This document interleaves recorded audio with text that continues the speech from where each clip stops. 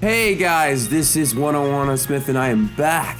Today is my follow-up to the Kotobukiya Mega Man X review with his partner Zero from Mega Man X. First off, I gotta apologize to you guys because this review took a lot longer than I expected. As I've said before, and slight spoiler alert, this kit really doesn't take that long to build, but it's been 2.5 weeks, and I gotta say, I'm sorry about that, but I promise you, if you stick around to the very end, you'll understand why this took much longer than usually it would, and I hope you appreciate the effort that was put in. Now, aside done, here we are with Zero, and Zero is, I would say, the breakout character for Mega Man X. He was designed by Ken Inafune, and he was initially designed to replace the original Mega Man until Capcom told him, dude, you went way too far. Start all over, but you can keep it. And he was designed as the breakout star and with the more mature and darker storyline than X. Even though X, not only the character, but the game in general was a bit aged up, very radical 90s. But Zero is definitely probably outside of X the most popular character out of Mega Man, and it's understandable why. He got a spin-off, you've seen multiple iterations of him. He's definitely a star player in Capcom and definitely has earned more times than not his spot in Marvel vs. Capcom rosters. So with this kit, obviously the last kit, Mega Man X, was really good, somewhat simplified, but let's see how this kit can go. Can it do better than the original? Does it have any better design aspects that they were able to fix and improve upon X? And also, let's see how his accessories work, and plus he's got the cool 90s anime hair. So, enough talk, why don't we open up the box and see what we have here. When you're done built up, you got a nice representation of the 90s Zero, and I gotta say, his design is definitely a bit more outstanding than X. He's got the bright red with the yellow trim, a bit of kind of like a flaky silver and white.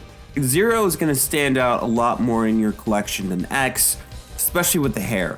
I will say it is a little bit disappointing that his hair isn't fully complete. On the outside, there's a ton of detail. He's got that 90s aesthetic look, but on the inside, it's very high-grade-esque with the open back with not a lot going into it. So that's a little disappointing. He has a lot more clear pieces than X with the feet, bottom of the soles of his feet, head, and it definitely helps him to stand out more. And if you wanted to do an LED job, you have a ton of opportunity to go around here. He looks great, he looks striking, he looks colorful, and definitely everything is colored in plastic. And then even then, his insignia on his shoulder is just molded in. You get it out of a special bag and a piece.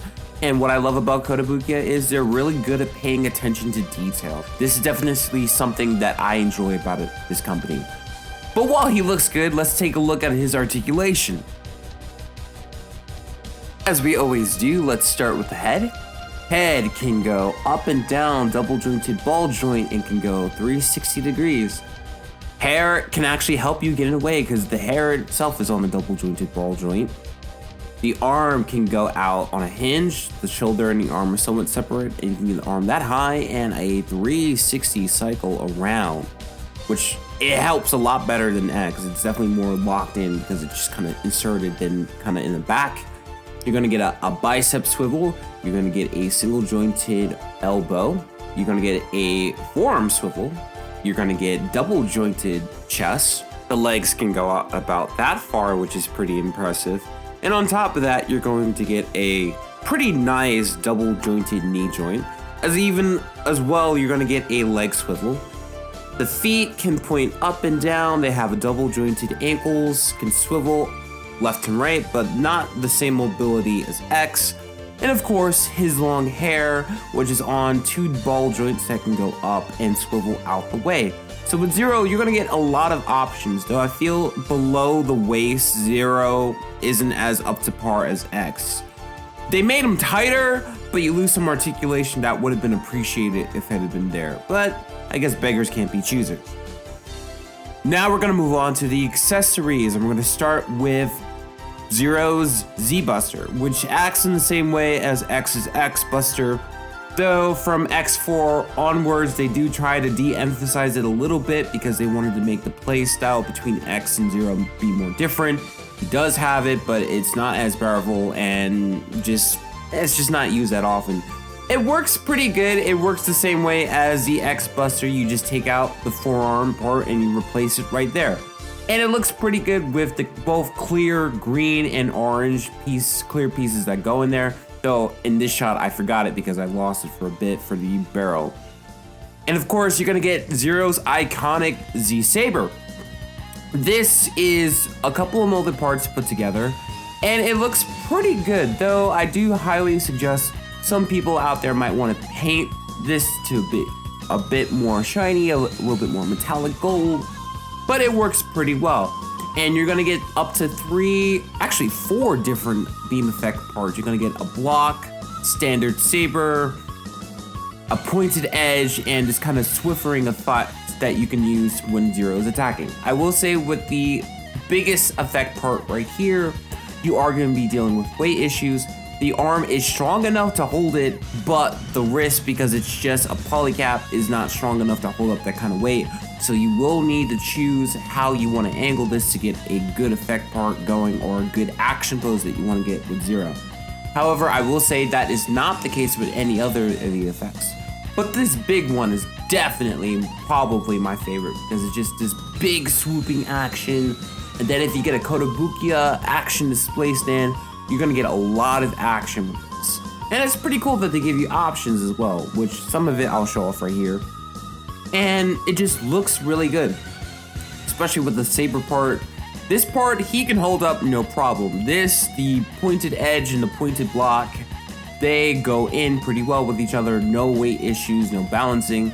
I will say that probably the most frustrating aspect of this is the fact that you gotta work with the feet, and sometimes it can be very frustrating, so you're gonna need to have some patience when posing and thinking about those cool action poses you want to put Zero in. Obviously, just like X, Zero comes with 2 other default faces that you can put on him to get more expression. You're gonna get a yelling and a bit of more of a grunting face. However, I will say due to Zero's helmet design, switching out the faceplates are a bit more difficult than X, which was just slide it in and swift up. You gotta take the helmet in half part and squiggle it back in, which can be kind of difficult and actually painful. And here's my best attempt at recreating the Mega Man X4 box art. Zero and X look pretty great amongst each other, and they really complement each other very well. I feel both kits have some benefits and strong points that the other one doesn't have. X has the more simplified look, he has the stronger pose, while Zero is a more kind of dynamic look going on with him, which makes posing with him a little bit more fun. But his feet don't work as well as X's. And when you have them side by side, these two look fucking badass with each other. You got those 2 partners in crime fighting with each other, trying to make sure that none of them are gonna get in their way. Though it would be kind of cool to see if one day we can get the 3rd member of the Maverick Hunters, Axel, in there, but maybe one day. I know X7 and 8 aren't the most popular games, but still. Finishing up here with Zero, and I gotta say, he is pretty solid.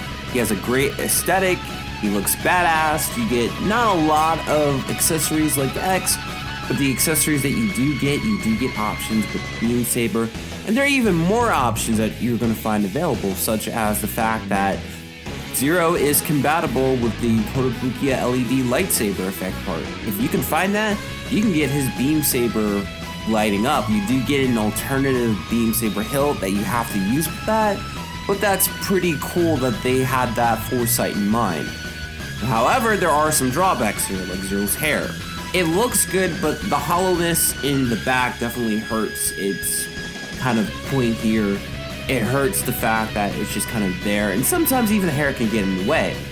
The other part that's frustrating with the hair is the fact that there's a Nightmare version of Zero that you can get, and it comes with a more pulled back, more action-oriented hair piece that you can have for his back.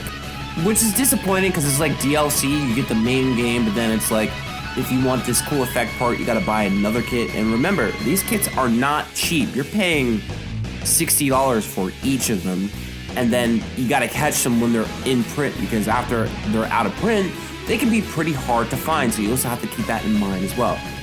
Also, for the life of me, I know this might just be my kit, but for the love of God, I could not get Zero's right foot to stay in no matter how many times I switched out the ball joint and the ankle. It just kept falling apart on me, and it was just getting so frustrating because it's hurting a lot of my posing. Overall, Zero has some strong points that X doesn't, and vice versa. I feel like Zero has the better posability and more dynamic range, but X is more solid and you have a lot of more options with the accessories. I would say get them both if you're a big Mega Man X fan and really think it out and just try to really complete your collection. I hope that Kotobukiya keeps making more kits in the future, but we just gotta wait and see how well these kits do to see what the future is gonna look like. Like I said before, I'm so sorry this took a bit of a while to make it through and make this come out. I hope you waited with me until the very end. I hope you appreciate the effort that was put into this, and I hope it was worth it. This is 101 R Smith, and I will see you later. Peace.